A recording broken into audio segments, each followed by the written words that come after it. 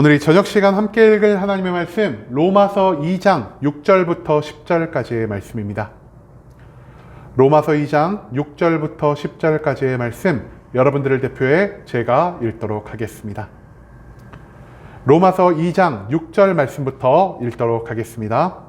하나님께서 각 사람에게 그 행한 대로 보응하시되 참고 선을 행하여 영광과 존귀와 썩지 아니함을 구하는 자에게는 영생으로 하시고 오직 당을 지어 진리를 따르지 아니하고 불의를 따르는 자에게는 진노와 분노로 하시리라.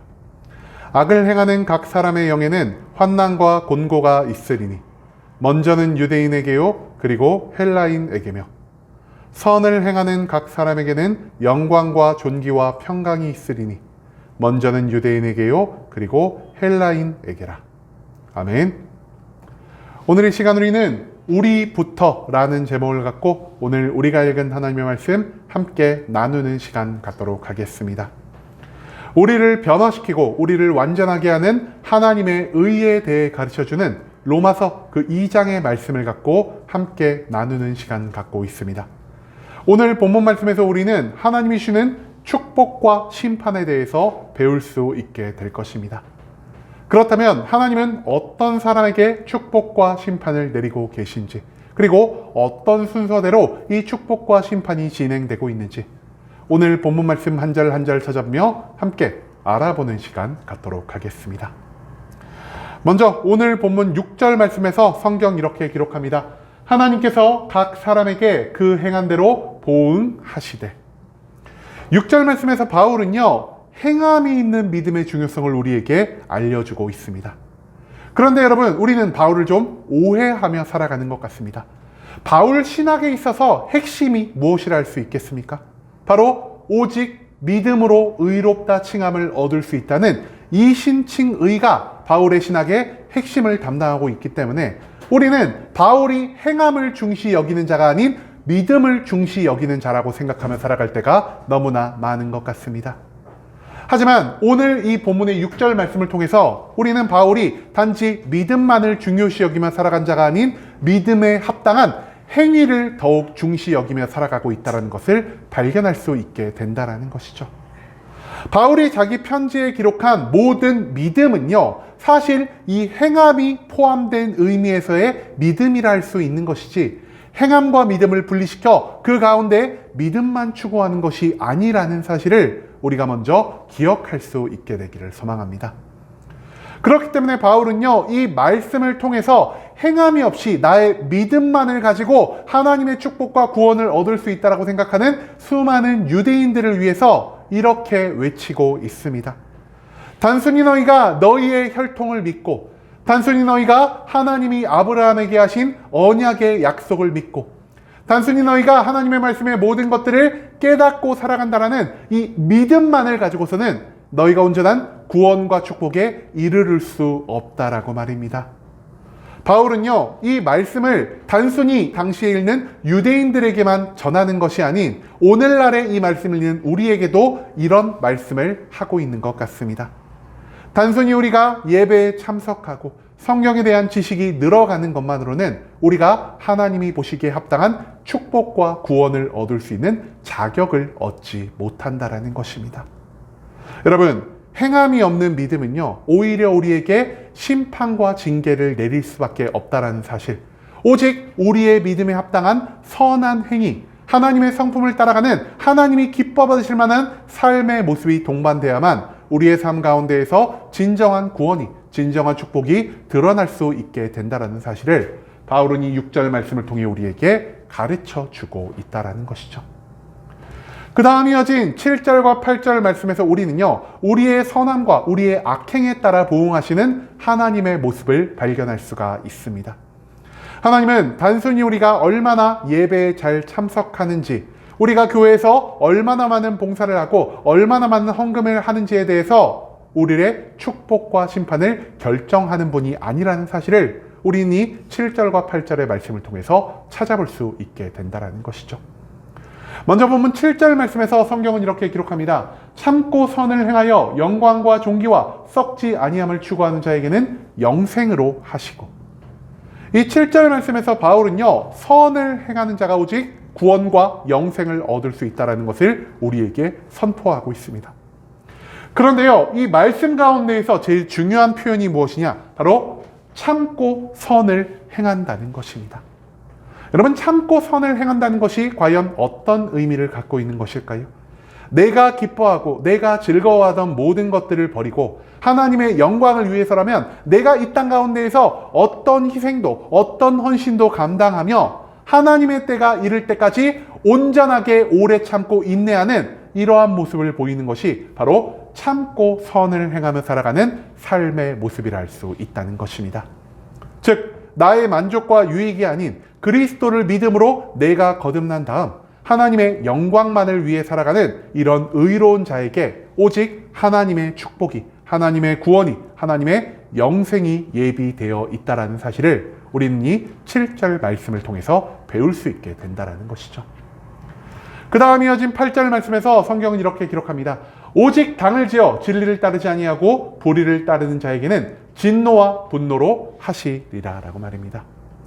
이 8절 말씀에서 바울은요, 악을 행하는 자들에게 예비된 것은 오직 하나님의 진노와 분노, 곧 하나님의 심판과 징계밖에 없다라는 사실을 우리에게 알려주고 있습니다. 그렇다면 하나님의 진노와 분노를 만들어낼 수 있는 이 악한 행위들을 바울은 이 8절 말씀에서 무엇이라 나타내고 있을까요? 바울은요, 총 3가지의 행위를 악이라 규정하고 있습니다. 첫 번째, 당을 짓는 것. 두 번째, 진리를 따르지 아니한 것. 그리고 세 번째, 불의를 따르는 것이라 표현하고 있다는 것이죠. 그렇다면 이 당을 짓는다는 것은 무엇을 의미하는 것일까요? 하나님을 믿고 하나님의 능력에 따라 살아가는 것이 아닌 인간이 모인 집단의 힘과 집단의 영향력을 하나님보다 더욱 의지하며 살아가는 이러한 모습을 바울은 당을 짓는다라 표현하고 있다는 것입니다. 두 번째로 등장하는 진리를 따르지 않는다는 것은 무엇을 의미하는 것일까요? 우리가 앞선 로마서 말씀에서 로마서에 등장하는 이 진리가 어떤 뜻인지를 함께 나눌 수 있었습니다. 이 진리는 무엇이냐? 진리는 곧 예수 그리스도시요, 그리스도가 우리를 구원하기 위해 주신 복음의 완전한 말씀이라는 사실을 우리가 절대로 잊어서는 안 된다는 것이죠. 즉, 여기서 말씀하는 진리를 따르지 않는다는 것은요, 예수님을 믿지 않고 예수님이 우리에게 준 복음의 모든 말씀을 거부하며 오직 나의 힘과 능력만을 가지고 내가 이 땅 가운데에서 살아가고 모든 것들을 이룰 수 있다고 생각하는 이 교만함의 모습이 바로 진리를 따르지 아니하는 삶의 모습이라 할 수 있다는 것입니다. 마지막으로 바울은요, 불의를 따르는 자에 대해서 언급하고 있습니다. 불의를 따르는 자가 어떤 자입니까? 나의 만족과 유익을 위해서라면 하나님이 미워하시는 각종 죄를 범하는 것에 대해서 아무런 부담을 느끼지 않는 이러한 삶의 모습을 갖고 살아가는 자들이 바로 불의를 따르는 자라 할 수 있다는 것이죠. 이처럼 당을 짓는 자들, 진리를 따르지 아니하는 자들, 불의를 따르는 자들은요, 이 세상 가운데에서 잠깐은 기쁨과 즐거움을 누릴 순 있을 것이나 결국 그들의 삶의 마지막 부분에 예비된 것은 오직 하나님의 진노와 분노, 하나님의 지엄하신 심판과 멸망밖에 없다라는 사실을 우리가 이 8절 말씀을 통해서 절대로 잊지 않을 수 있기를 소망합니다. 마지막 9절과 10절 말씀에서 성경이 이렇게 기록합니다. 악을 행하는 각 사람의 영에는 환난과 곤고가 있으리니 먼저는 유대인에게요, 그리고 헬라인에게며 선을 행하는 각 사람에게는 영광과 존귀와 평강이 있으리니 먼저는 유대인에게요, 그리고 헬라인에게라 라고 말입니다. 이 9절과 10절 두 절의 말씀에서 우리는요, 하나님이 주시는 축복과 심판이 누구에게서부터 시작하는지를 발견할 수 있게 될 것입니다. 여러분, 9절과 10절에서 공통적으로 단 한 글자도 틀리지 않고 거듭 언급되는 건 무엇입니까? 먼저는 유대인에게요, 그리고 헬라인에게라 라는 말입니다. 여러분, 여기서 말하는 유대인, 여기서 말하는 헬라인은 과연 어떤 사람이라 할 수 있을까요? 여기서 말하는 유대인은요, 하나님을 원래부터 알았던 사람들, 하나님을 원래부터 믿었던 사람들을 대표하기 위해 사용된 단어라 할 수 있겠습니다. 그 다음 이어지는 헬라인은 어떤 사람이라 할 수 있을까요? 하나님을 원래부터 믿지 않았고요, 예수 그리스도가 어떤 분인지에 대해서 전혀 전해 듣지 않았던 저 하나님 바깥에서 살아가는 모든 사람들을 바울은 헬라인으로 규정하고 있다는 것입니다. 여러분, 그렇다면 왜 이 유대인들이요 모든 축복과 모든 심판의 시작점이라 할 수 있는 것일까요? 그들이요 다른 무엇보다 하나님의 말씀을 먼저 배운 사람들이고요, 하나님이 우리를 구원하기 위해 이 땅에 보내신 예수 그리스도에 대해서 먼저 깨달은 자들이기 때문이라는 것입니다. 여러분, 하나님은요 모르고 지은 죄에 대해서는 그 죄에 합당한 모든 것을 정상 참작해 주시는 분이십니다. 하지만 수천 년 전부터 하나님의 말씀을 배우고 계속해서 그 말씀을 깨달은 유대인들은요 자신이 하나님 앞에 지은 죄에 대해서 아무런 변명도 할 수가 없기 때문에 하나님은 하나님을 먼저 믿고 하나님에 대해 더 많이 알고 있는 이 유대인들에게 먼저 축복을, 먼저 심판을 허락하실 수밖에 없다는 사실을 우리가 이 9절과 10절의 말씀을 통해서 배울 수 있게 된다는 것이죠. 그렇기 때문에 모든 축복과 심판은 하나님을 더 잘 알고 있는 자들에게서부터 시작된다는 사실을 우리가 또한 기억해야만 한다는 것입니다. 즉, 믿는 우리가 하나님 앞에서 더 의로운 삶의 모습을 보여야 하고요, 믿는 우리들이 하나님이 미워하시는 모든 죄악에서 더 멀리 떨어진 삶의 모습을 갖춰야 한다는 사실을 오늘 본문의 전체적인 내용은 우리에게 가르쳐 주고 있다는 것입니다. 여러분, 바울은요 우리의 신앙생활, 우리의 교회 출석 여부와는 별개로 예수 그리스도의 가르침과 예수 그리스도의 성품을 따른 우리 삶의 행위가 결국 우리의 축복과 심판을 결정할 수 있는 유일한 방법임을 오늘 이 말씀을 통해 우리에게 가르쳐 주고 있습니다.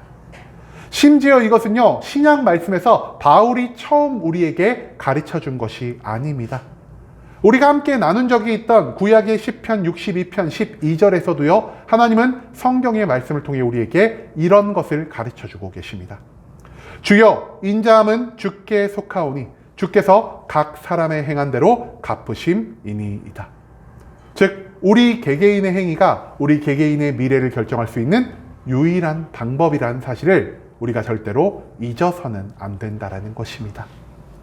여기서 우리가 더욱 중요시 여기며 살아가야 하는 것은요 우리 믿는 자들에게 하나님의 심판이, 하나님의 축복이 먼저 이루어진다는 것입니다.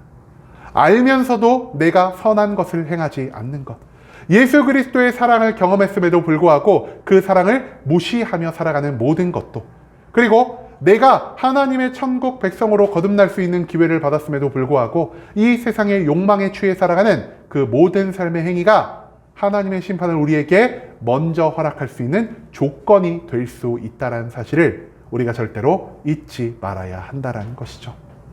알면서도 범하는 죄는요 하나님께 절대 용서받지 못할 것이요, 알면서 죄를 지은 다음 우리가 하나님에게 그 죄를 용서받기 위해서는 모르고서 죄를 지었던 때보다 훨씬 더 많은 고난과 훨씬 더 많은 시간이 우리에게 요구된다라는 사실을 우리가 또한 기억하며 살아갈 수 있기를 소망합니다. 이제는 오직 하나님을 먼저 배우고 예수 그리스도를 먼저 깨달은 자로서 이 땅에서 하나님이 기뻐 받으시는 선하고 의로운 삶을 살아갈 수 있기를 원합니다. 먼저 깨닫고 먼저 믿은 우리에게 축복이 먼저인 것처럼 먼저 깨닫고 먼저 믿은 우리에게 심판도 먼저라는 사실을 우리가 절대로 잊어서는 안 될 것입니다. 오직 그리스도 안에서의 선한 행위가 우리를 구원과 축복으로 인도함을 기억하며 내가 배운 성경의 말씀에 따라, 내가 믿는 예수 그리스도의 성품에 따라 이 땅 가운데에서 하나님이 원하시는 빛과 소금의 온전한 역할을 감당하며 살아갈 수 있는 순복음 함께하는 교회 모든 성도님들이 될 수 있길 간절한 마음으로 소망하겠습니다.